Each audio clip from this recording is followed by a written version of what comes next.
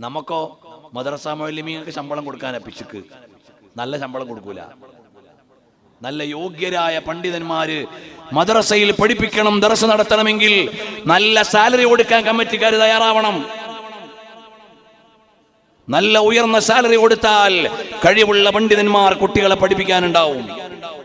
ഏറ്റവും കുറഞ്ഞ ശമ്പളം കൊടുത്തിട്ട് വില കുറയ്ക്കേണ്ടതല്ല അള്ളാന്റെ ദീന്. ഏറ്റവും നല്ല ശമ്പളം കൊടുത്ത് വില ഉയർത്തേണ്ടതാണ്. ഈ ഇസ്ലാമിന്റെ വില മുഴുവനും കളഞ്ഞത് നമ്മളാ.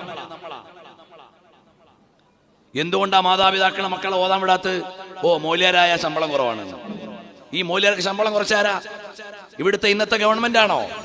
ഇസ്ലാമിന്റെ വിരോധികളാണോ? നമ്മൾ ഈ സമുദായമാണ് ഇതിനെ ഡീഗ്രേഡ് ചെയ്തത്.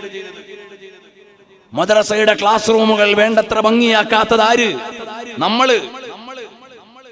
മുഅല്ലിമീങ്ങൾക്ക് നല്ല ശമ്പളം കൊടുക്കാത്തത് ആര്? നമ്മള്. അതുകൊണ്ട് ഈ സമുദായം മാറി ആലോചിക്കണമെന്ന് വിനീതമായി ഞാൻ ഓർമ്മപ്പെടുത്തുകയാണ്.